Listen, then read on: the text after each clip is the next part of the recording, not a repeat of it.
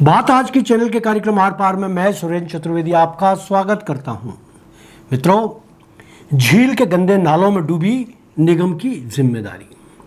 NGT ने लगाया 38 करोड़ का जुर्माना, जनता के टैक्स का यह होगा उपयोग। निगम के अधिकारियों और मेयर को डूब जाना चाहिए चुल्लू भर पानी में। अजमेर की पहचान है आना सागर झील। इसे देखने को दूर दूर से पर्यटक आते हैं। यहाँ शहरवासी सुकून लेने आते हैं। लेकिन आज यही झील नगर निगम की लापरवाही और अफसर शाहों की नींद का सबसे बड़ा गवाह बन चुकी है। दोस्तों, इस झील को बचाने के लिए कई नगरवासियों ने लंबी लड़ाई लड़ी। शायद एक पत्रकार की हैसियत से मैंने भी जमकर युद्ध लड़ा।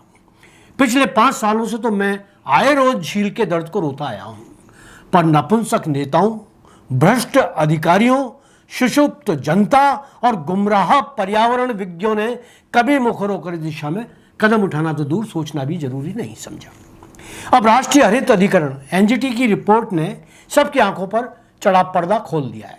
अजमेर के 13 नाले सालों तक सीधे आना सागर झील में गिरते रहे। इन नालों से गंदे पानी और सीवरेज बहता रहा और शहर के कागजी दावों में शपथ पत्र देकर सब कुछ ठीक ठाक दिखाया जाता रहा। न्यायालय में शपथ पूर्वक ये तक कह दिया गया कि 13 नालों को डाइवर्ट कर दिया गया है। अब गंदा पानी आना सागर में नहीं जा रहा है।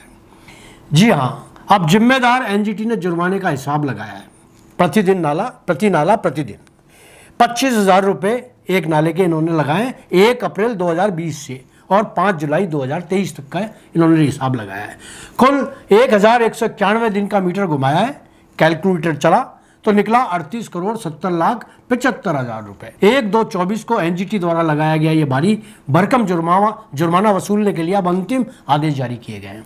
मित्रों, अब यह भारी भरकम रकम नगर निगम अजमेर को 60 दिन में भरनी है। लेकिन असली सवाल यह है कि यह रकम भरेगा कौन? निगम की तिजोरी तो जनता के टैक्स से ही भरती है, यानी गंदगी निगम की और जुर्माना जनता की जेब से।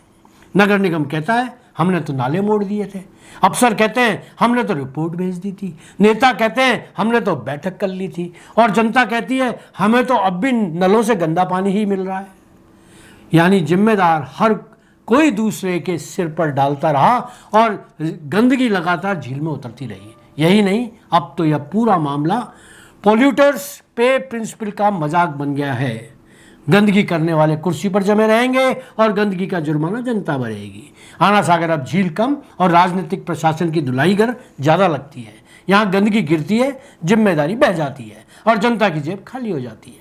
अगर नगर निगम और जिम्मेदार अधिकारी सचमुच ईमानदार होते तो यह जुर्माना सीधा उनकी सैलरी, पेंशन और सुविधाओं से वसूला जाता, मगर हमारे सिस्टम में ऐसा नहीं होता है।